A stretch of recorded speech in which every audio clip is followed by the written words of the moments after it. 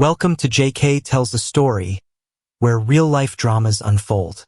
Sit back and enjoy today's tale. I'm no hero, at least not now. The last time I did anything brave was a long time ago, in 4th grade, actually. There was a girl in my class named Sophie Martinez. Not popular, not well-dressed, and definitely not well-off. Her dark brown hair was always a bit messy, rarely properly brushed, and she had freckles. Not the cute sprinkling across the nose that some girls had, but the kind that seemed to cover half her face. It was one of those blustery fall days in Cleveland where the damp wind whipped off Lake Erie extra cold. The kind where nobody's parents had dressed them quite warmly enough. So we all huddled close to Lincoln Elementary during recess, trying to stay out of the harshest bite of that October wind.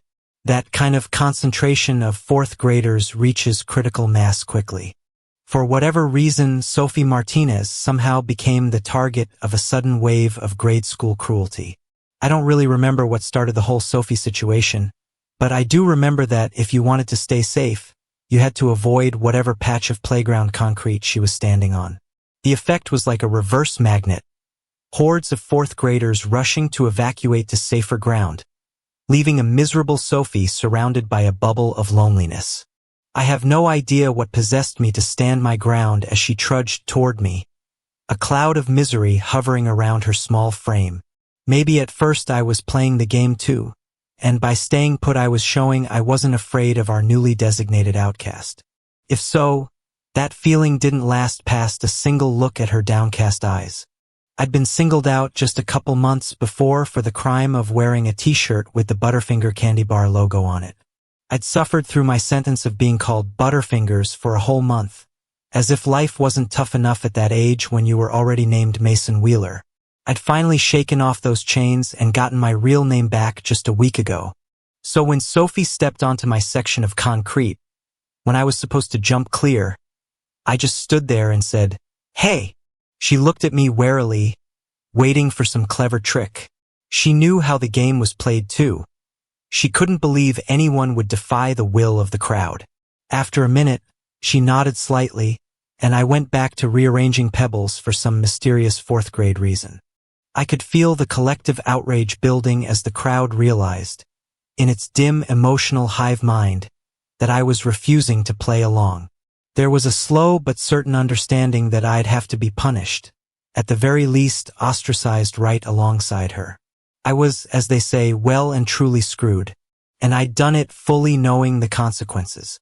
My salvation came in the form of another girl, Rachel Brennan, a skinny, fearless redhead with slightly worn clothes. She'd never been afraid of anyone before and had barely spoken 2 words to me in our 5 years as classmates. Maybe she really stepped in as part of some secret redhead mutual aid society. Regardless of her reason, the equation changed as soon as she stepped onto that lonely block of concrete with us. Rachel was nobody to mess with. She had an explosive temper and wasn't afraid to use her fingernails when pushed. Many of our classmates had felt her wrath before. She glared around with blazing green eyes at the suddenly intimidated mob, daring them to do or say one thing. The nasty energy of the crowd evaporated under the heat of her stare.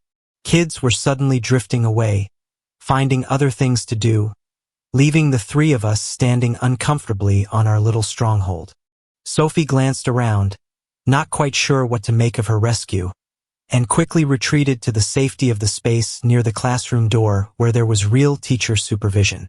She would disappear at the end of the school year, move to Columbus, I think someone said. I don't remember for certain, but I remember hoping she'd fare better there. I really did.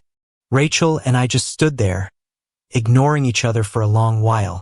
She finally gave me a curt nod and headed toward the Foursquare area where her friends were waiting. Later that year, Rachel would leave her mark on my arm with those same fingernails in a rather one-sided disagreement over use of the jungle gym. But compared to the usual way she dealt with people who crossed her, it was relatively mild. We weren't friends, not really, but we nodded to each other in passing after that. Eventually, the popular girls brought her into their circle, though she never seemed as cruel and heartless as the rest of the Brooke Stevens and Ashley Clark crew tended to be. For my part, I trudged along in my hand-me-down clothes with my nose buried in whatever book I dug out of the school library.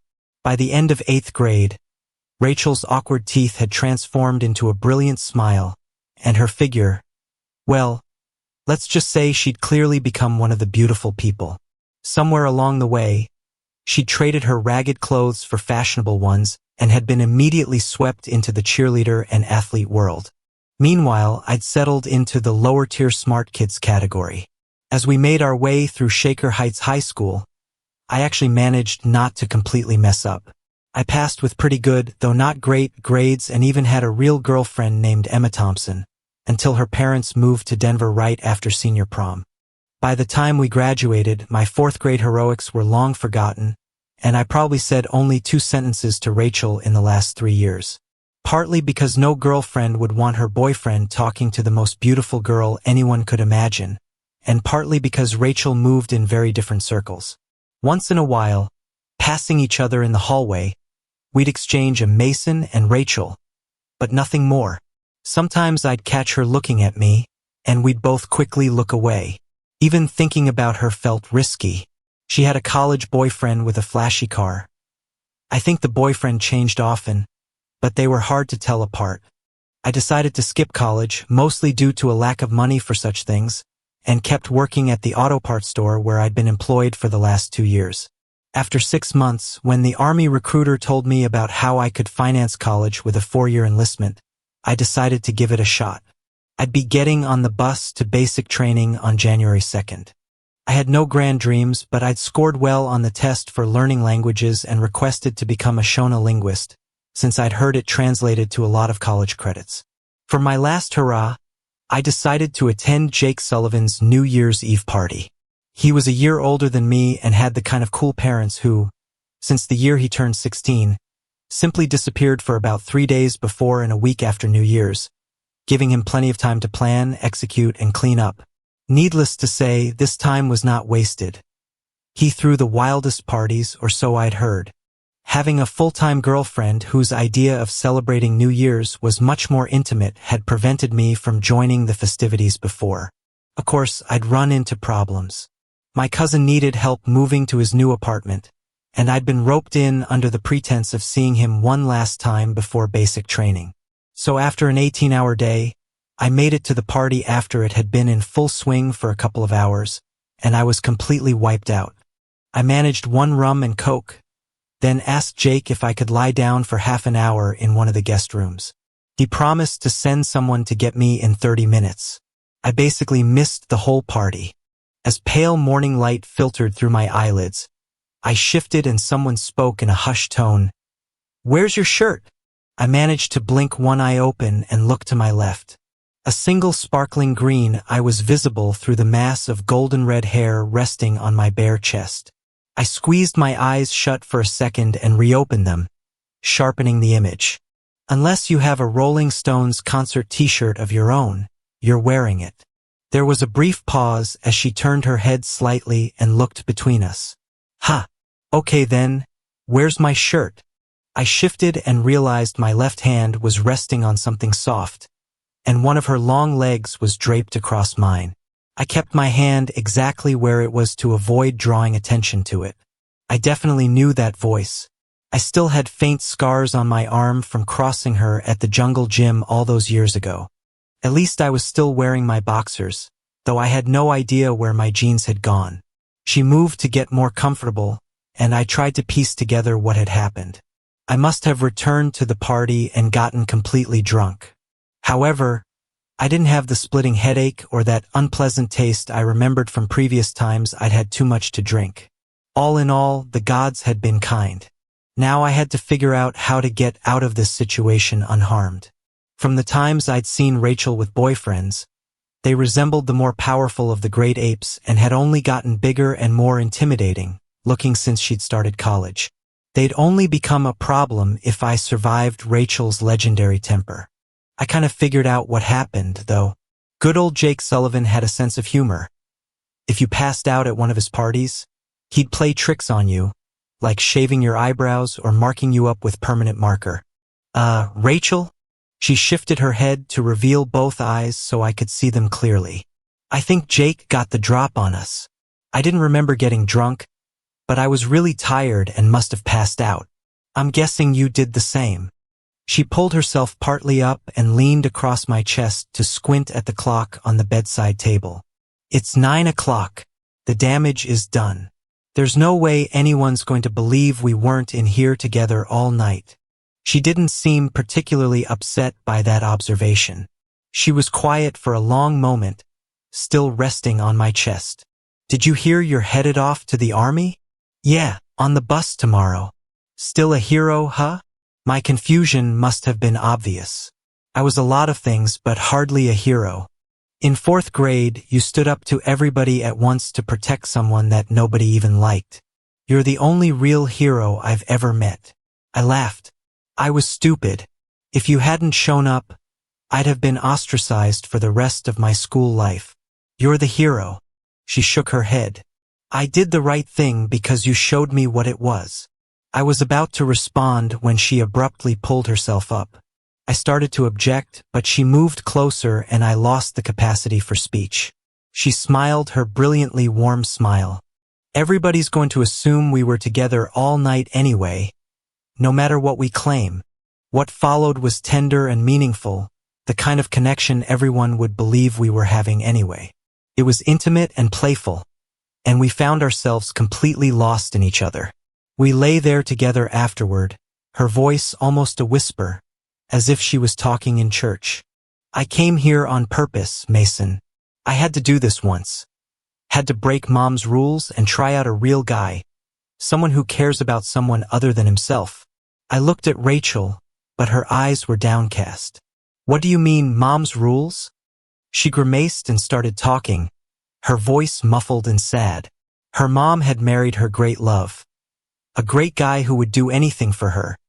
But he'd been laid off when Rachel was in grade school. After years of low-rent housing and struggling to keep life going for them, Rachel's mom, almost as beautiful as Rachel, had remarried for money, saying love doesn't keep a roof over your head. When we finally got dressed, we walked out through a hungover crowd that watched us with raised eyebrows. Rachel stopped at the door and gave me a lingering kiss. "Stay a hero," she whispered, and then she was gone. I discovered a lot about myself in the army. Basic training teaches you that no matter how pessimistic you are, you're even more worthless than you think. I also discovered that when you sign up for a language, that's exactly what you're doing, signing up for a language, not necessarily the one you thought you were choosing. I didn't even know Shona was a language, much less that it's centered in Zimbabwe. It also meant that my clever idea of going to language school in California so I could surf was not going to happen. Shona was taught in a grim contract school in Virginia. After I finished training, I was off to Fort Bragg as a brand new private first class. I should have spent the next year learning how to be a soldier, but I was immediately sent to support a special forces team on a 6-month deployment in Africa. I didn't think I'd done much more than stay out of the way, but a letter of commendation reached my unit before I even got back. It quickly became a pattern. 6 months in Africa, more language training in other African languages, and another 6 months, and so on. 3 years of being loaned to every special forces team with missions in Africa set my course, and I finally applied for airborne school, then the Q course, the Special Forces Selection course. If I was going to be doing this anyway, I might as well get all the training. It sure as hell wasn't easy, and it gave me a new respect for the guys I'd been working with. For the next 7 years, I spent about half my time in Africa, mostly trying to avoid getting shot or catching something incurable while I used the time to finish my degree in corporate security. I learned more about the rivalries, connections, and dynamics of Africa than I'd ever imagined. I became part of the web, part of Africa. I was that guy, the one who spoke the languages, understood the people, and reminded everyone that it's Africa, and that's the way it goes. I probably would have worked there for the rest of my career, untangling the complexities of the continent, until I went to the market. I was looking for trinkets for family members, some food for the team house, nothing really important. I was just killing some time. I had just finished my degree before returning for the deployment, and for the first time in a long time I had no reading to do, no papers to worry about. My weekends were my own for a change. I was probably 100 feet away when I saw her. She was young, terribly young, and very pregnant. But it was her eyes that caught me. The soft, warm brown African eyes that I'd always thought were so special. They were the thing about Africa I'd always remembered. Yet her eyes were different. Empty, hollow. All that remained in them was the vacant stare of the dead. She saw me, looked into my eyes, and she knew that I knew. I yelled no. I tried, but it made no difference at all. A young girl, kidnapped from her school by self-serving religious fanatics, tortured, abused, and brainwashed. She was little more than a weapon by the time I saw her. Maybe with time and effort, somebody could have recovered that lost girl, but there was no time. The explosion slammed fragments through the packed crowd. I was unharmed. The bodies of almost 100 innocent victims, men, women, and children between us, had absorbed the fragments. I helped the ones that I could. I was physically unharmed but hardly unscathed. The cynicism that I wore as armor had shredded in that single, eternal stare. I wasn't part of Africa after all, and I never could be. No matter how long I stayed, I'd always be a visitor, always be an outsider. I dropped my plans for re-enlistment and put out my resume. I barely had it out before the corporate headhunters started calling. Special Forces experience combined with a degree in corporate security was a very attractive combination for many companies. It seemed like a fair trade, an occasional visit to Africa, usually to a nice hotel, for 5 times my pay in a plush office, against 10 more years of deployments to every disease and insurgent-infested corner of Africa. It really wasn't much of a challenge to pick the winning hand in this game. Maybe someday, if I was lucky, I'd even forget those eyes. The winner, at least to me, was Hartwell Medical Technologies. They had opened a new satellite office in the Cleveland Medical District and were planning some business operations in Africa in the future. A security manager with experience in Africa was just about perfect for them. They couldn't justify hiring a full-time Africa expert by himself, but my role in security allowed them to keep the expertise on hand while I worked full-time providing advice on Africa while managing facility security. It didn't feel like a management position, there was no team to manage, but more of a security coordinator. I oversaw personnel security, but the guard force and computer security weren't mine, even though I had to work with them. I moved into a single apartment not too far from my new workplace. I noticed a few pretty girls around the pool when I moved in, and a couple of them noticed me right back, so at least I had some prospects. I decided that would have to wait until I got settled into work. The management board was fairly typical. Mostly corporate drones, a lawyer, and Ryan Hartwell, the director of the new division and the son of the CEO. His father was preparing him to take over the whole operation. I got the impression he felt out of his depth, that maybe he felt he wasn't up to the task of being his father's heir. He had an air of desperate desire to be something, anything. Still, he seemed like a nice guy and spent a couple of minutes greeting me and talking about his fiancée, a woman named Diana Foster, whom he'd met at a medical conference. The board quickly welcomed me and handed me off to Human Resources. The head of Human Resources was Bethany, who reminded me of my 9th grade English teacher, a sharp woman with a dry sense of humor. She handed me my personnel paperwork and led me to my new office, which was a bit smaller and more cookie-cutter than I had dreamed, but better than a cubicle. I wasn't there 10 minutes before the phone rang. "Hey, this is Taylor from IT.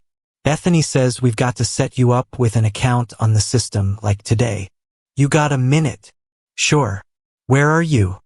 "Bring your in-processing papers. Go out of your office, turn right, take the green corridor to the light blue, go left, and walk until you reach lemon yellow.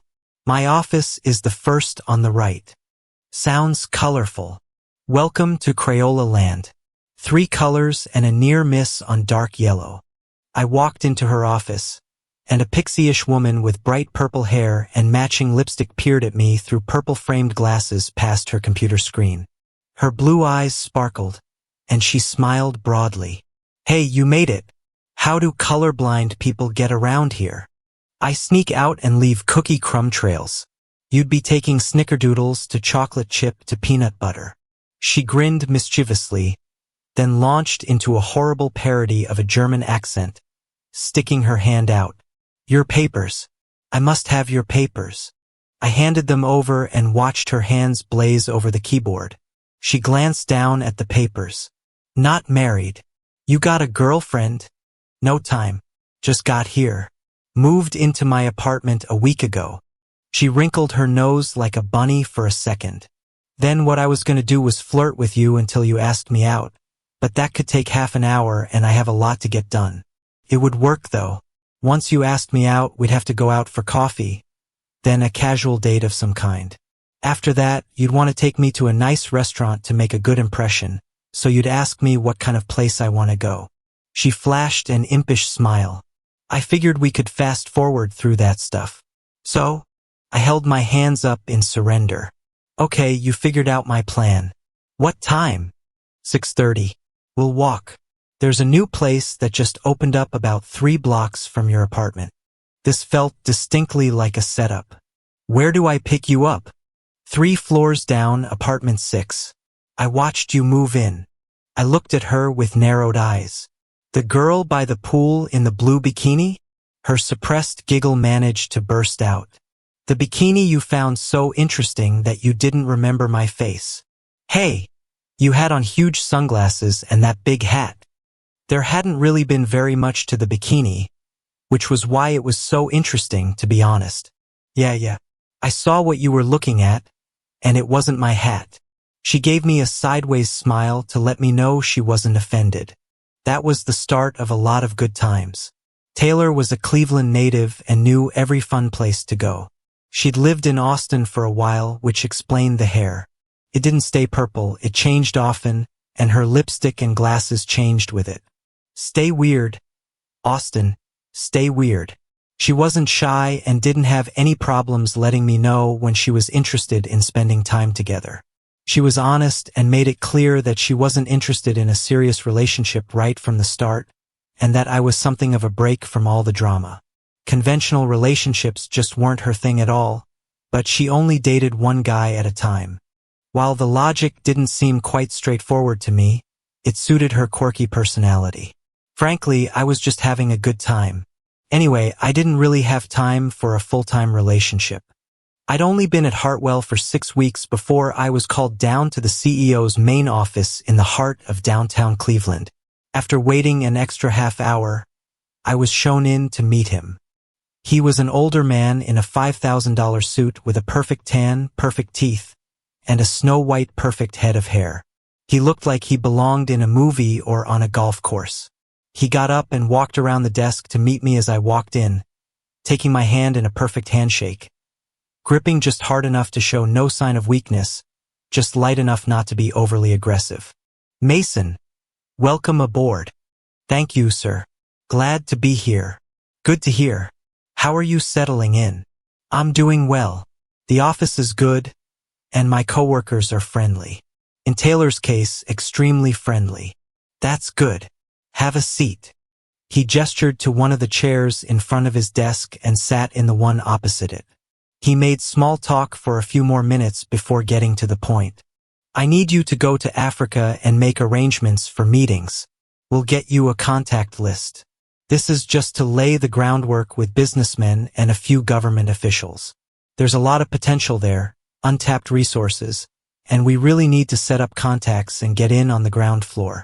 I kept a polite smile on my face. That's what they say. It was what they had been saying for decades. There was a running joke among a lot of Africa hands that Africa was the wealth of the future and always would be. Africa might have wealth, but it was far harder to exploit than all the businessmen ever dreamed. Safety, corruption, dysfunctional economics, and crime all created an atmosphere that always seemed to conspire to prevent the promise of Africa from paying off, especially in the Democratic Republic of the Congo and the Central African Republic. Some kind of industrial accident had killed nearly 300 people in a remote mining region just a few months before I'd left the army. All that anyone had done was shrug and say, "It's Africa. That's the way it goes." Still, it was going to pay the bills, so I smiled and decided to go along with making arrangements for mid-level executive meetings. Some of the businessmen were almost certain to be con men, but that wasn't my concern. Everybody seemed happy, and it all felt pretty small scale, so Hartwell could easily absorb any financial losses. As I was getting ready to leave, a tall, stone-faced man came in unannounced. Victor Hartwell nodded to him. "Mason, this is Derek Morrison. He's my chief of security and represents me when things go wrong." I extended my hand, but he just stood there and didn't respond. Derek's a bit of a germaphobe. He really doesn't like to be touched. I nodded to him. "Nice meeting you." He only responded with a curt nod, and I left thinking he was one of the creepiest men I'd ever met. The trips broke up the monotony of security programs and paperwork, so between Taylor and the coordinating trips, I certainly wasn't bored. Taylor always had me bring back mementos from the trips to Africa. Along with employment came social obligations. Mr. Hartwell was adamant that everyone from the janitors on up make it to at least 4 of the 8 corporate mixers that he held every year. It was written into the employee handbook and reinforced frequently. They even sent out RSVP cards, and secretaries and office managers chased down answers. Bethany hinted, and Taylor confirmed, that more was better. If you were out of town on business, that was fine, just make a note of it in your regrets response. But if you had any chance of making it to the mixers, you should take it. Mr. Hartwell attended every one of them and remembered every employee who showed up, which reflected in the end-of-year bonuses. Since 4 of the gatherings were barbecues, 2 were semi-formal, and only 2 formal most people could find for they could tolerate. I figured I'd better attend as many as I could and decided to drag Taylor along if possible. At least that way it wouldn't be boring. I brought it up while we ate at a new Thai place Taylor had discovered. "I'm going to the 4th of July barbecue. Are you interested?" She shrugged, her fluorescent purple hair bouncing. "I could be. It's more of a family event, but they rent out the whole resort. The rooms are free, and the food is always amazing. The only problem is that you have to participate in some of the events to go. I really need to hit as many of these mixers as I can, and I can't think of a better game partner than you." She flashed me a smile. "I already looked up the events. I think we can place in the rock wall race because only one couple has signed up.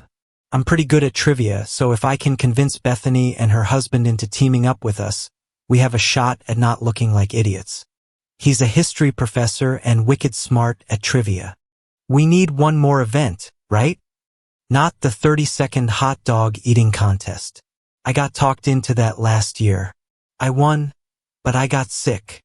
"Well, that explains why you were so good." "Shut up." She glowered at me in mock fury. "Okay, got it. So how about the mud run obstacle course race? It's the big event. It's on Sunday, and the rock wall race is Saturday morning, so we'll have time to recover. I'm too short for the walls. I've done a lot of obstacle courses. It's practically an art form in the army. I know some tricks for walls." She shrugged. "It's messy, but it might be fun. You sure you'll be there? I don't want to be left hanging. I should be back at least 3 weeks before. I'm only going for 2 weeks this time. This whole thing is probably a waste of money on their part, but I'm doing my best and I'm getting paid. Did you tell them it seems pointless?" I finished my bite of pad thai noodles. I did. I thought I was pretty circumspect, and I sent a nice, polite note up the chain. The only one that responded was Derek Morrison. He basically told me to shut up and do what I'm told. I've only met him a couple of times. He makes my skin crawl. He never says anything, just stares and looks at me like I'm an insect. I don't even know what he really does.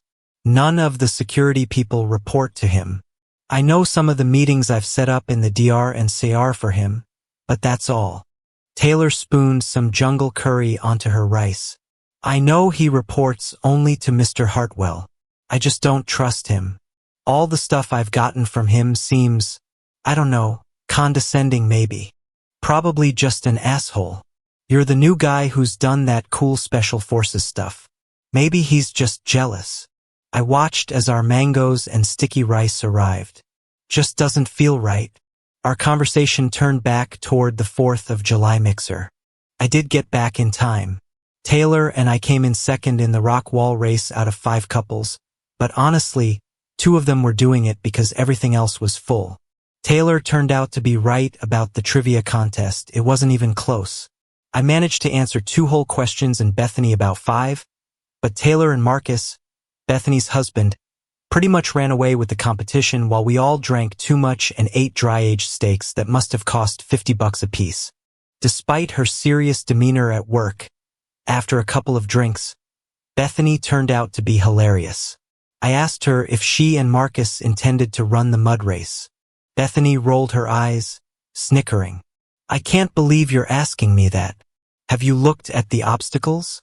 The walls aren't all that bad. Forget the walls, it's the crawl through pipes. There's no way in hell I'm getting this 42-inch but through a 36-inch pipe. Taylor, a little more than half lit, began giggling uncontrollably. Marcus could get behind you and push. Oh yeah, I know how that would go. If I got stuck in a pipe, the last thing on his mind would be helping me get loose.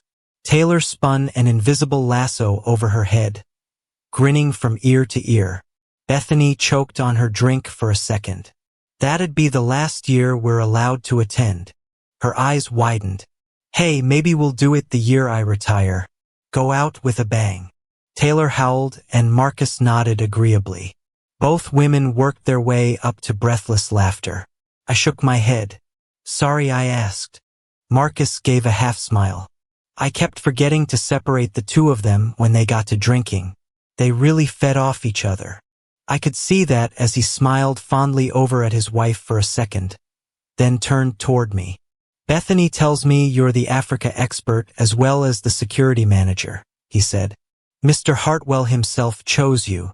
Ryan's a pretty good guy, but I think the board probably identified me. He pursed his lips, puzzled.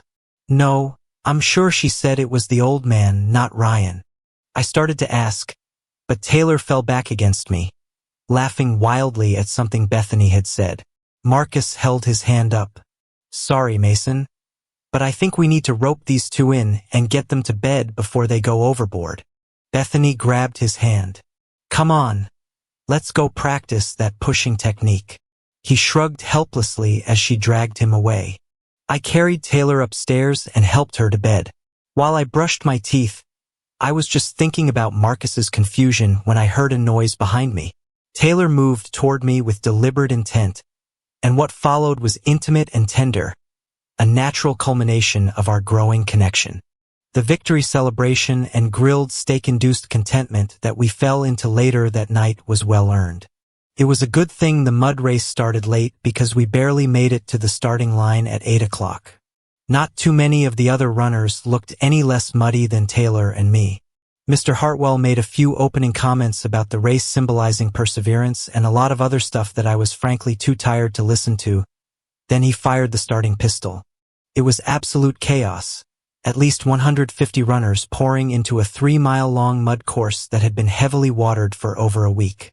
It was a sort of choose-your-own-destiny race with about 6 different routes, each with different challenges. I half-dragged Taylor along since the start of the course was really deep mud. Less than 50 feet into it, not one runner was anything but a mud-colored blob. It was easy to see we weren't going to finish in the top 5. Some of the couples obviously took it really seriously and must have trained for how to run mud courses, but we struggled along, mostly laughing at each other. When one of the secretaries had her tube top pulled down to her waist by the mud, I cracked up. Who wears a tube top to a mud race? Taylor gasped for air. Tiffany always does. I think this is the 3rd year running she's lost her top that way. Not really an accident, then? I think it is. It's her version of sitting on the copier to make Christmas cards. Can't really see anything with all the mud. I think that's the idea. Blatant exhibitionism without the actual risk. Mr. Hartwell turns a blind eye to it. Laughing our way along, we managed to get 2 miles into the course before we saw somebody in real trouble. Shielded from nearly everyone by a clump of bushes, A woman had slipped and trapped her foot under a short wall. Her partner was frantically digging as quickly as possible to keep her from slipping under in the 3 feet of near-liquid mud. They must have been way ahead of us because he was obviously exhausted and starting to lose the fight to keep her from going under. We stumbled over to them. "You need a hand?" The guy nodded, choking on air, unable to answer, while the woman looked at us with more than a bit of panic. Taylor immediately joined in, keeping her face clear of mud while pushing down and working an arm in to get her foot free. It didn't take long with the 3 of us working together, though she lost her shoe for good. I found a chunk of rock and jammed it in the gap under the wall to save the next person to come along. We stumbled along in a little group, him and me helping the girls over the walls, then pulling ourselves over. It was just a matter of height. The guy looked at me. I couldn't pull her out. "You have to break the suction, the mud's like quicksand. I'll send an email up the ladder and make sure they put people along the course for safety next year." He shook his head. "Don't worry about it. I've got it covered." Once they scraped enough mud off their faces, it turned out our new friends were Ryan and his fiancée, Diana. When we finally reached the end, they insisted we cross the line before them because we'd stopped to help them. As we headed over to the wash-up station to clean up, Ryan laughed as he washed the last of the mud out of his hair and off his face. "I was really hoping to place higher this year." Diana laughed. "We did okay. I survived, and for a while it looked like that wasn't going to happen." Taylor pulled her waistband out and peered down into her shorts pensively while Ryan and I exchanged looks. Ryan finally grinned. "My father paid for a very expensive brunch, and I think we need to make a serious dent in the champagne. Meet you there after we clean up a bit." I nodded. At least it had washed the taste of mud out of my mouth. We cleaned up and were back down in less than half an hour. Taylor paid tribute to the mud run with mud-brown hair, nail polish, and lipstick. Ryan and Diana had grabbed a table and already heaped it with food and a chilled bottle of Moët Chandon. "What did you do? Order 4 of everything?" Diana nodded and held up a chocolate-filled croissant, pointing to a plate with 3 more. "Better catch up, you two. I'm about to drown my memories of endless mud in chocolate." Taylor and I dug in, laughing and joking with Ryan and Diana. Diana seemed to have all the self-confidence and assuredness that I sensed lacking in Ryan. She'd gotten her undergraduate degree at Wellesley, then moved on to an MBA at Harvard Business School. She seemed more comfortable with the idea of running a multinational company than Ryan did. They really complemented each other. By the time we left, Ryan and Diana had promised us an invitation to their wedding. The next few months were a whirlwind of work and trips. I traded emails with Ryan, and we even managed several games of racquetball where we were pretty much evenly matched.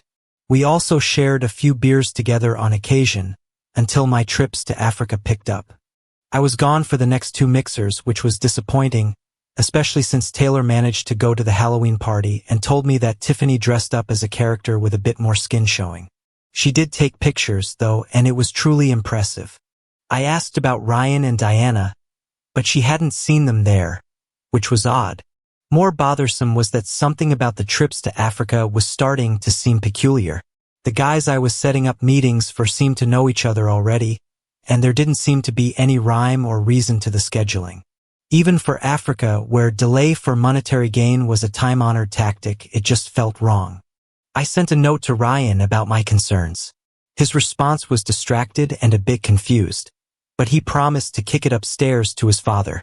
I didn't catch it at the time, but he completely ignored my polite request to send my regards to Diana.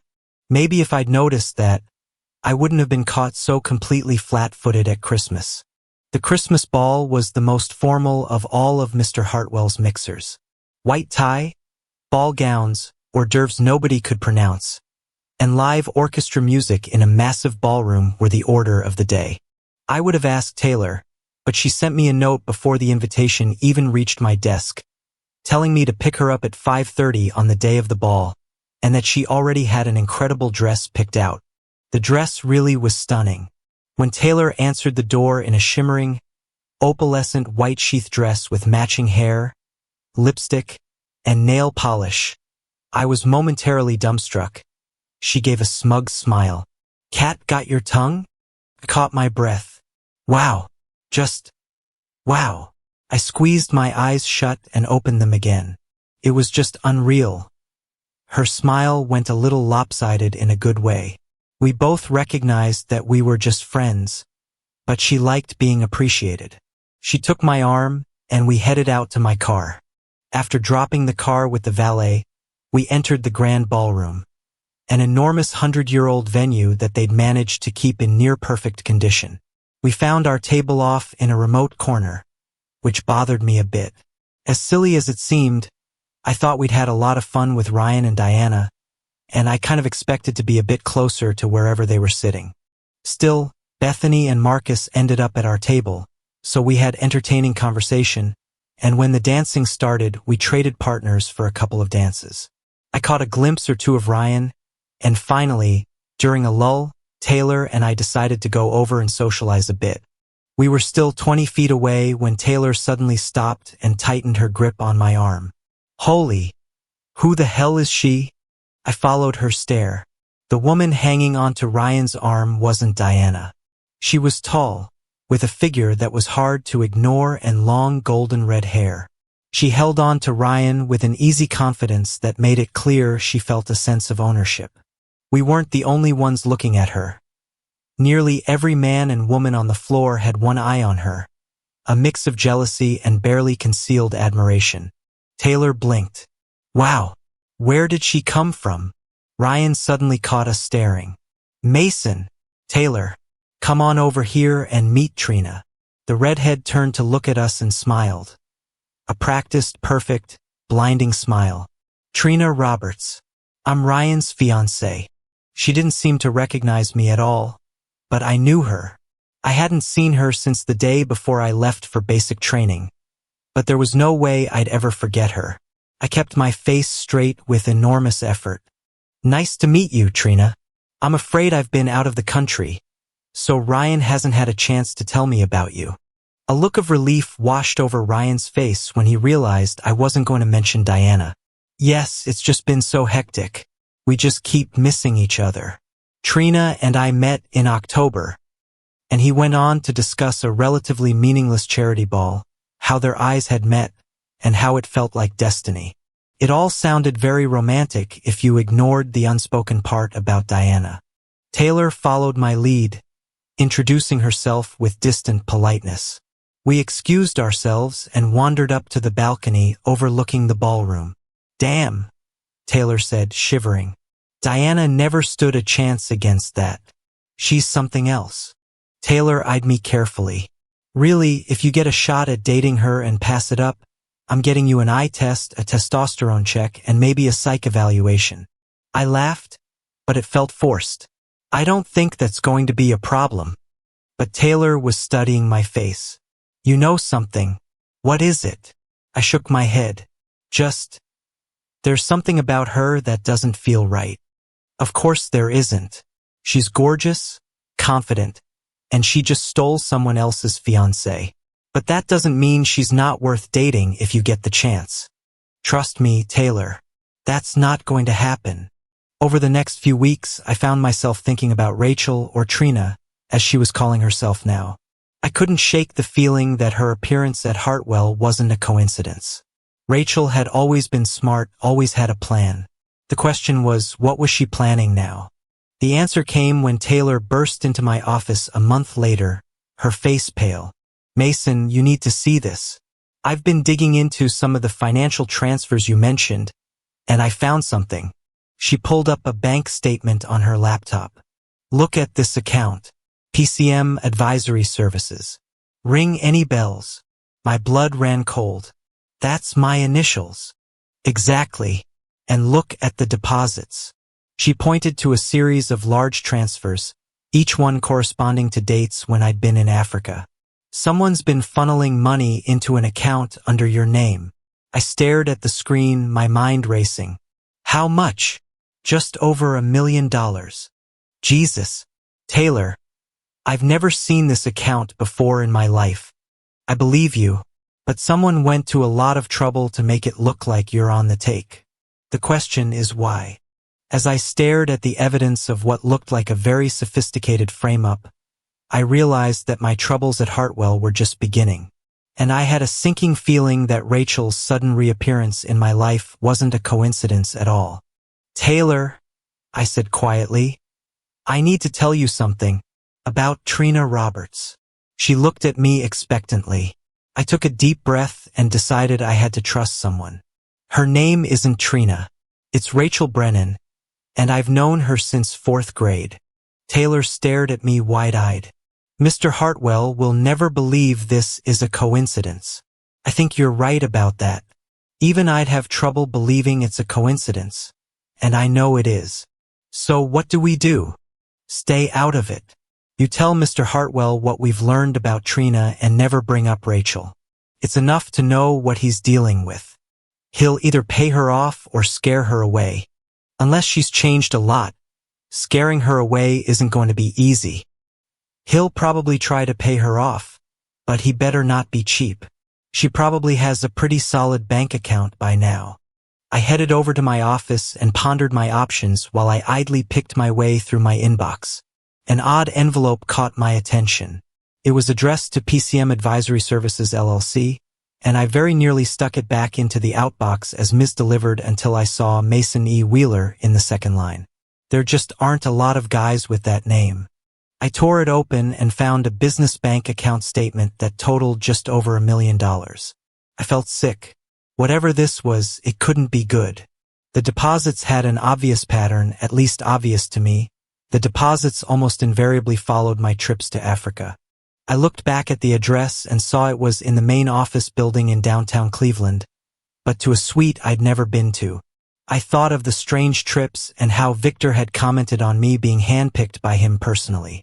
I only had one person I trusted enough to ask for help. I walked back over to Taylor's office and tossed the envelope down in front of her. "I'm in trouble. I think I'm being set up for something. I don't know what, but this doesn't look good." I explained the pattern to her. She read the statement wide-eyed, then hammered at her keyboard, white-faced. "According to the records, you registered PCM services about a month after you started here. The suite is rented out to PCM services by Hartwell. Payments were made, but nothing else really. The suite is right next to Derek Morrison's." She paused and looked up at me. "I think you're right. This smells bad. I can do some digging. You need to be careful, Mason." I nodded. "I'll pass the info on Trina to Mr. Hartwell and act like nothing is wrong." I stopped and thought for a second. "Could you find out more about Derek Morrison? There may be something there." I sent Victor Hartwell the information on Trina in an email. There was no way I wanted to meet him in person and risk him realizing that I knew something. Good businessmen can read people all too well. I got a short response back that he would take care of things. When I dropped by Taylor's office, she let me know what she'd found on Derek Morrison.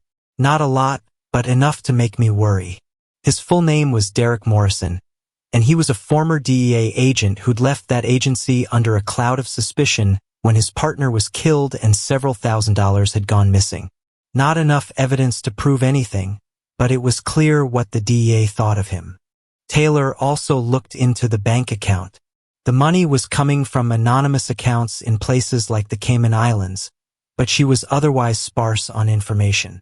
Her stock answer was a harried and distracted, "Still digging. I'd just have to play along until I knew what was going on." It was quiet for a couple of days while I mostly tried to figure out what to do. If Victor was setting me up for something, I needed to know what it was and how far it went. I was staring out the window, watching rain spatter against the glass in a numbing rhythm, when the phone rang. "Please hold for Mr. Hartwell." A moment later, he came on the line. "Mason, I need you to have a word with Miss Roberts." She laughed in my lawyer's face when he offered her a $400,000 payment to leave town and leave Ryan alone. "What do you think I can do?" "Push her. Get her to understand that this is not happening. I will not allow it." Sensing my hesitation, he continued, "I'd send Derek, but he can be very convincing, but he's out of town at the moment. His voice made it clear that he expected me to do what I was ordered, and I needed time. I can do that. I'll have some words with her. She opened the door to her penthouse apartment and just stood back with an enigmatic half-smile and one arched eyebrow. She was even more beautiful than I remembered. Her white silk robe was nearly sheer and highlighted rather than hid her incredible figure. I stepped past her, and she pressed the door closed. Rachel. At least she didn't deny it. Nice to see you, Mason. Still playing the hero. Not so much anymore. I glanced around. The whole place screamed money in a million subtle ways. She leaned back against the door frame in an almost lazy stretch. Her emerald eyes locked on me. So I'm guessing Daddy Hartwell sent you? He asked if I could talk with you about Ryan. Glancing sideways at me, she smiled slightly. I'm a little surprised. I thought you'd still be too much of a hero to do this kind of thing. I'm just here to talk. Did you tell him you know me? Not yet. I was hoping we could deal with this quietly. She pushed off the door frame and moved gracefully around me to a bar on the side wall. Is that what they call it now? I'm just trying to keep everyone out of trouble. She opened a bottle and began to pour whiskey into 2 tumblers. Oh, but that's not how it works, Mason. She turned and handed me a tumbler, then took a long, slow drink from the other. So how does it work? I sipped her very expensive whiskey, savoring the taste almost as much as the sight of her. She was mesmerizing, almost addictive to watch. Daddy got concerned and sent a lawyer around to make an offer. Just a gesture, really. Leave my son alone, he promises, offering a little money and that sort of thing. And if that doesn't work, that's where you come in, Mason. They send you and what do? Oh, you come by unannounced, loom over me, and make intimidating noises.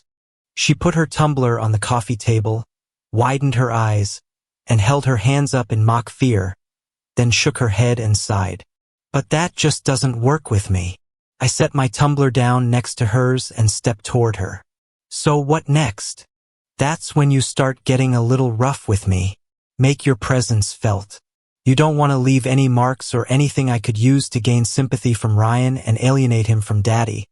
But you need to instill some fear in me. Teach me a lesson. She stepped slowly toward me, moving with deliberate grace. That's what you do. I don't want to do that, Rachel. She stepped forward until I could feel the warmth radiating from her body, placing a fingertip on my lips. But you have to. It's part of the script. It's just how these things are done. Not by me. I still have my integrity. Her eyes narrowed, and in a swift motion, she caught me off guard with a sharp slap. She drew back for another, and I caught her wrists. I made the mistake of staring into those glittering green eyes for a second. She pushed closer, and I was drawn into her orbit. What followed was intense and passionate, driven by years of separation and the complexity of our situation. When it was over, we lay side by side, trying to catch our breath and process what had just happened. I stared at the ceiling for a moment, reflecting on Ryan. You know that isn't real. It never was. That didn't make me feel any better, but there was no point in arguing. What are you doing here, Rachel? I don't want you to get hurt. It's too late for me, Mason. I'm as hurt as I'm going to get. We both rolled onto our sides to face each other. I think Victor is dangerous. Ryan has made mistakes before and it has been costly. So do what they're paying you to do. I searched her eyes for a second. I think we both know I could never harm you. For a brief moment, I saw a flicker of pain. I've believed that about a man before. I was wrong. She paused. I got married right out of college, just like Mom said. You know the type, the football player, the fast car, the family with all the money. It lasted 2 years before it all fell apart. There were tears in her voice, but none in her eyes, just cold anger. He had girls everywhere. I knew how he was when I married him, and I put up with it until I got pregnant. One day I lost it. I threw a plate at him and he threw me down the stairs. I lost the baby and the ability to have children. Then he decided that if I couldn't give him kids, I wasn't wife material anymore. The prenup had me out the day I left the hospital with no money. I felt rage building in my chest. Rachel. So how did this happen? She gestured around us. I found a lawyer. She broke the prenup. They're remarkably delicate things, you know. One little mistake and it's out the window. I got half his money. The maid saw him hurt me. Cost money to get her to testify, but it was worth it. He spent a couple of months in jail learning how to treat people better. Her eyes gleamed with a hard, cold light. My lawyer had some friends there who made sure he learned his lesson about abusing women. And since then, well, I know how the game is played. So since your marriage didn't work, they all need to be destroyed? I expected anger, but instead she smiled, and it was edged in ice. I've never broken a marriage where a man wasn't already playing around. They deserve it, and their wives deserve to know they're not worth keeping. I even make sure the wives get the evidence they need, very discreetly, of course, through my lawyer. What about Ryan? What did he do to deserve this? She looked away. Ryan is a special case. Believe me, this is for the best. The catch in her voice told me it bothered her. I didn't know whether I should press or not, but I was running low on trust for the entire Hartwell family, so I dropped it. So what now? We're right back where we started. You go to Victor and tell him you really roughed me up. Her mouth quirked into a genuine smile. That's close enough to the truth anyway. Just don't tell him it's mostly carpet burns. Then tell him I hinted that I might leave if the offer were a bit better. He'll raise the stakes, and I'll get out of here while things are still peaceful. You will. After I get what I came for, they'll never see me again. I lay back and looked at the ceiling. So that's that. Almost. What else is there? I think one more time should do the trick. I watched the accountant transfer the money to Rachel's account. Rachel sat back with cold satisfaction etched on her face. There. $750,000. Paid as a consulting fee from Mr. Hartwell's personal investment accounts. He sighed as he closed down the laptop. Rachel looked at something on her phone and nodded to her grim-faced lawyer, who then pushed a memory stick over to one of the Hartwell lawyers. Miss Roberts will vacate her apartment tomorrow and leave the state of Ohio for at least 5 years. The stick has a video statement by her to that effect.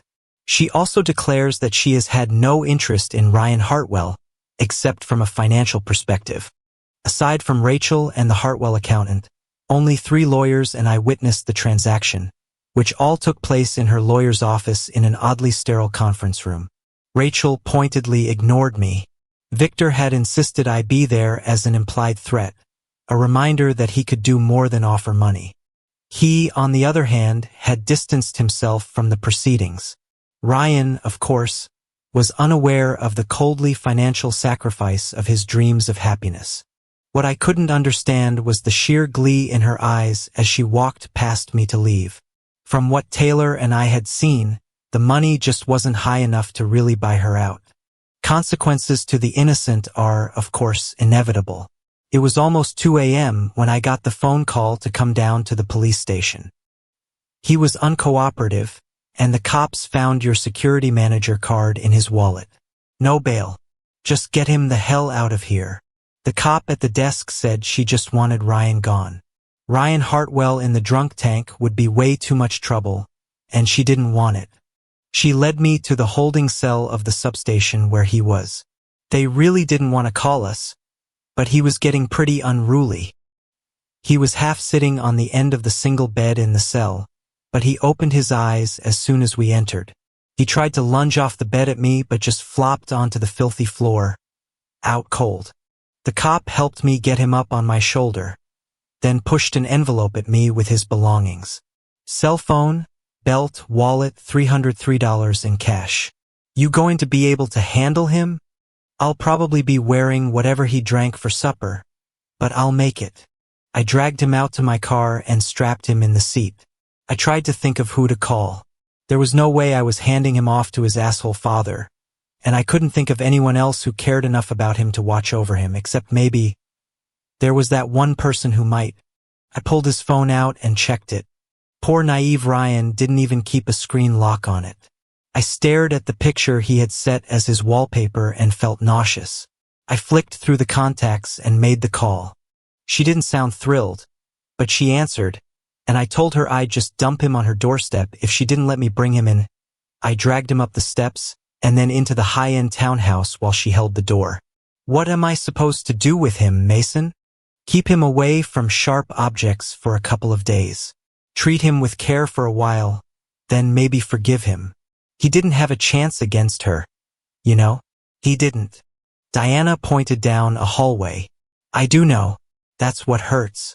I didn't even see it coming. He doesn't love her or anything like that.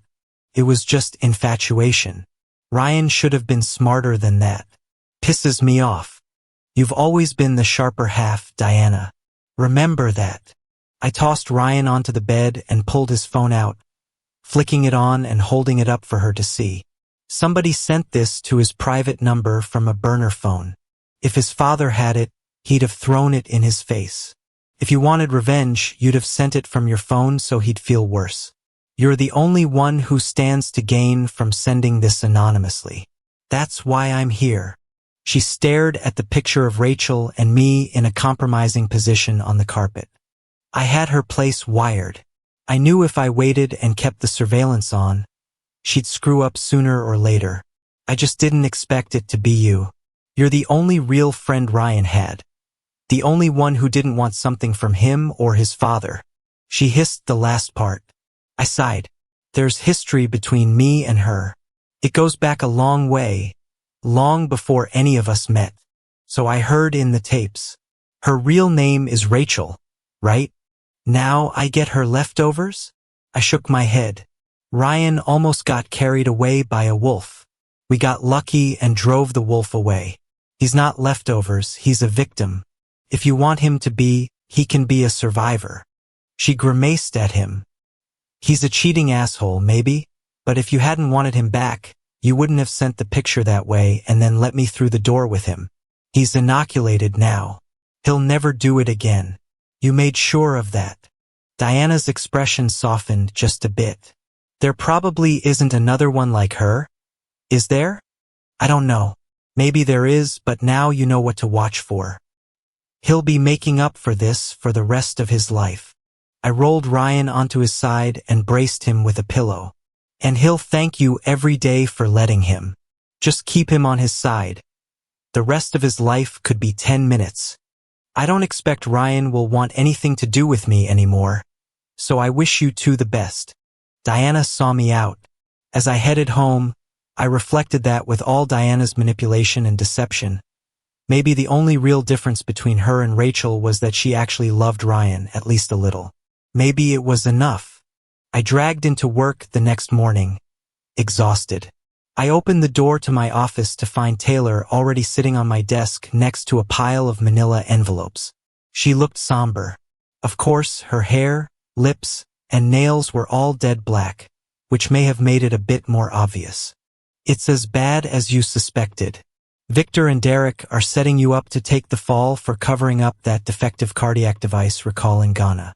Evidence tampering, witness tampering, obstruction, corruption, extortion. Everything. Victor took it on as a favor to be paid back later for one of the French-aligned medical device distributors. He didn't realize how bad it was going to get and decided he needed a fall guy. Derek is doing most of the work. I sat heavily next to her. Mason, their plan only works if you can't testify.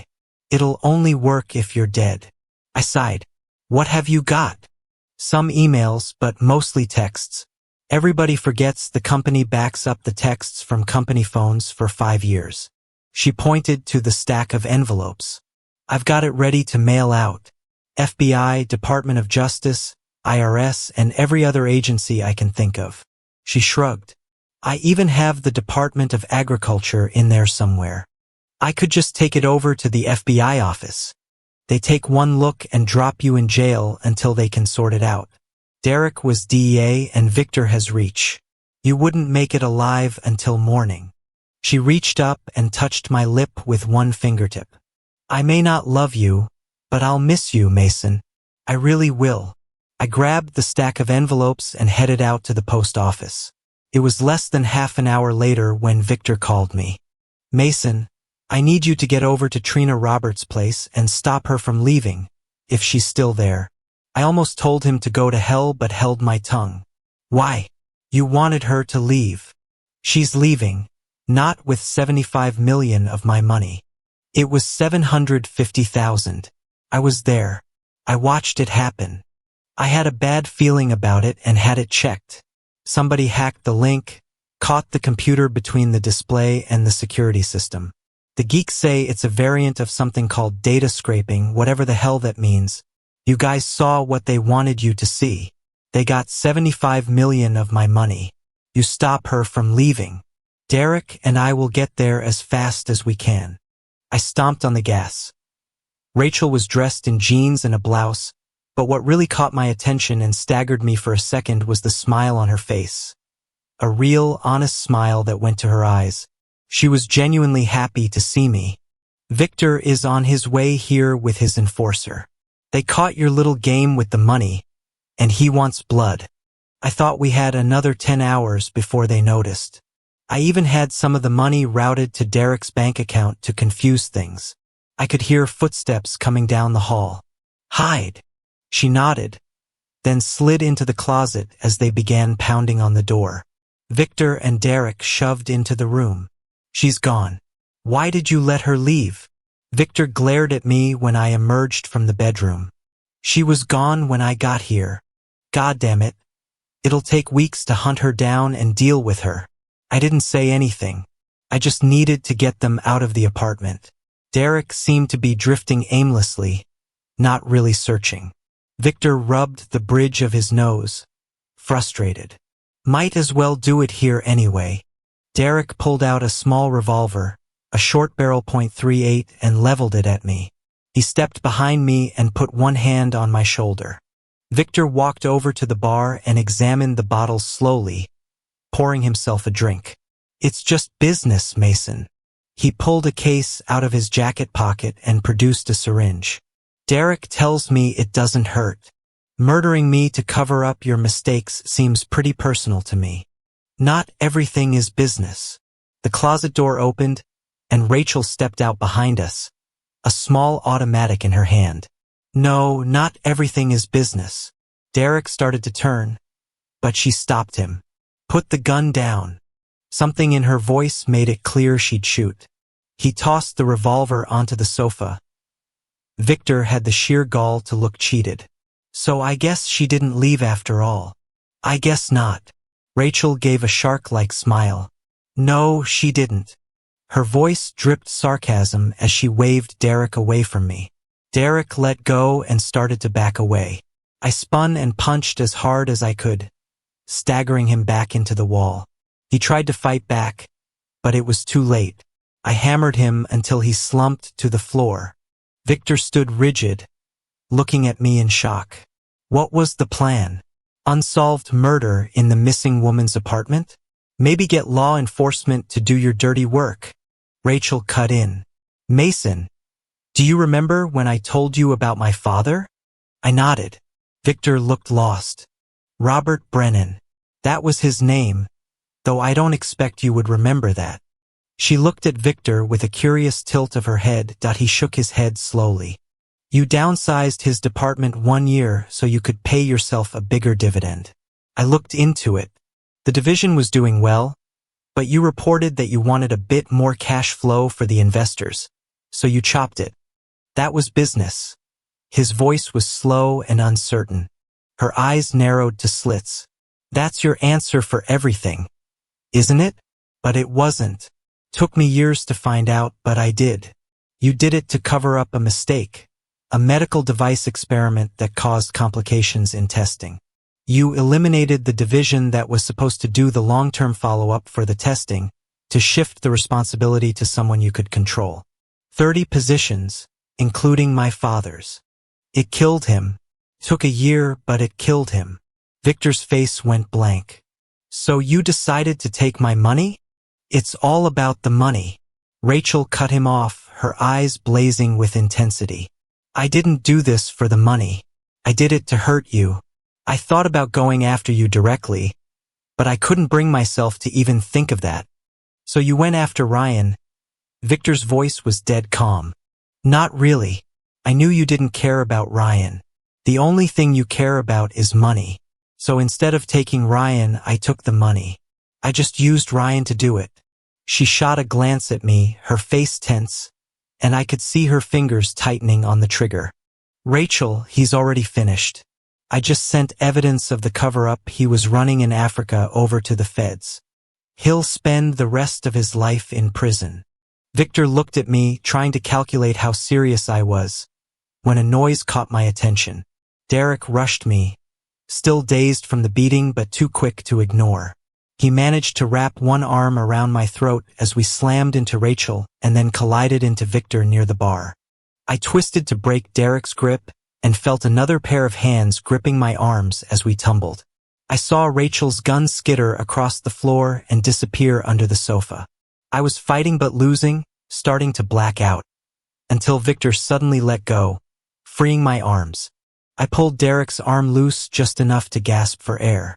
With that, I was able to get my legs under me, shoving and catapulting us backward.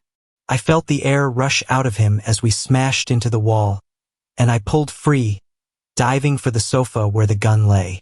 I probably wouldn't have made it, but Derek tripped over Victor, giving me time to scoop up the revolver.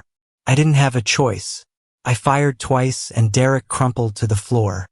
I finally looked at Victor, who was drawing ragged breaths, only the whites of his wide-open eyes showing. It didn't make sense at first. Then I saw the syringe sticking out of the side of his neck. I pulled it out, only about half the contents had been injected. It was all I could do, Rachel said, crouched by the remains of the bar, rubbing her rib cage. What do you think it was? I don't know, but it wasn't good. For the first time since we'd met all those years ago, Rachel seemed uncertain. What do we do now? We leave. I picked a towel from the wreckage of the bar and wiped down the revolver, placing it in Victor's hand for a moment, ensuring to press his finger on the trigger. We clean up a bit, make it look like it was between them. I took the syringe from Victor's neck, wiped it, and put it in Derek's hand. Cops like simple answers. We'll just give them one. Your little trick with the money going into Derek's account makes it a neat little package. We left Victor with Derek's body, but I dialed 911 on his cell phone and dropped it on the floor on the way out. Rachel, it turned out, had a red 1966 GTO convertible stashed in a nearby parking garage. There was an atlas in the glove box with the route to Mexico already marked. I sat in my beach chair, drying off after my last run, the surfboard leaning lazily against another chair beside me. The cool ocean breeze was a welcome contrast to the hot, dry air. On my tablet, I looked over the Wall Street Journal headlines. Victor was under so many federal indictments that just reading them off would take a week. Even with his connections, the combined weight of so many agencies and governments pursuing him would have brought him down.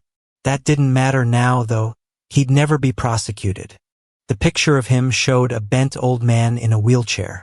The poison-induced stroke hadn't killed him, but had imprisoned him in his own body forever, unable to even speak. A lone female figure delicately made her way down the stairs toward us, coming from the massive house to our perfect beach. I glanced over at Rachel, laying half asleep on a sunshade-covered platform, her vibrant hair contrasting with her surroundings. There was no way she could tan, just fry and freckle, but that didn't mean she didn't relish laying out in the open air. And I certainly wasn't complaining about being on sunblock application duty. The woman walking toward us came into focus. She was petite, with a pixie cut and dark brown hair, wearing a blue wrap dress and sandals. Rachel turned her head and smiled. Hey babe, how'd it go? It was perfect, just like we planned. The records are all gone. I watched in surprise as Taylor dropped her wrap dress to the ground and stepped out of her sandals, moving confidently to join Rachel on the platform. I had all the servers way overclocked, and the whole server farm caught fire. The sprinklers finished it off. The half-dozen memos I sent over the last 2 years about how badly the server farm was set up and how we needed to shift to cloud storage backup paid off. Rachel chuckled. Did you lose your temper at the board meeting? I even threw a binder at the head of IT. Pompous jerk. Ryan and Diana backed me up and asked me to stay, but I refused to remain where I wasn't being taken seriously. They insisted I take a really nice severance package. She grinned. Of course, the FBI thinks Daddy Victor set the fire on purpose. They even added an obstruction charge. Rachel shook her head. They never had a clue. I think Diana suspects, but she doesn't care. She got what she wanted. She's pretty much running the company now because of all the secrecy and precautions Victor set up. She managed to separate the company from Victor's dealings in Africa. Ryan and Diana are getting hitched in June at the Grand Cleveland Ballroom. I hear the plans are on a grand scale. Mutually assured destruction, Taylor said, rolling onto her elbow and grinning wickedly at Rachel. She quietly asked me to pass an invite to the wedding to Mason, but I don't think she wants to see you there. Rachel laughed softly. I bet not. They quieted for a moment, and I broke into their reverie. So how long have you two been working on this? Rachel focused her shining eyes on me. 2 years. I met her at a club in Austin. She's really good at this, you know? Taylor smiled and raised her eyebrows. She told me about Victor and asked if I was interested in some real money. Rachel closed her eyes. You almost messed it all up, Mason. Taylor nodded. Once Rachel realized who they hired and that they planned on making you the fall guy for the whole cardiac device cover-up, she was determined to rescue you. The full scope of their plan hit me. So now what? Taylor flopped back onto the platform. I just dropped by to let you know that it's all clear. The FBI has even lost interest in you. I have to get back tomorrow. Thinking of going to Paris for some shopping. Rachel turned onto her side and eyed me cautiously. I don't have any plans for shopping or anything else, so I guess the rest is up to you. A real hero would have been offended and angry at being manipulated as I had been. A real hero would have stuck to his principles and stormed off. But as I said, I'm no hero. Thank you for your viewing. See you next time if you enjoyed this. Subscribe to JK Tells a Story for more tales.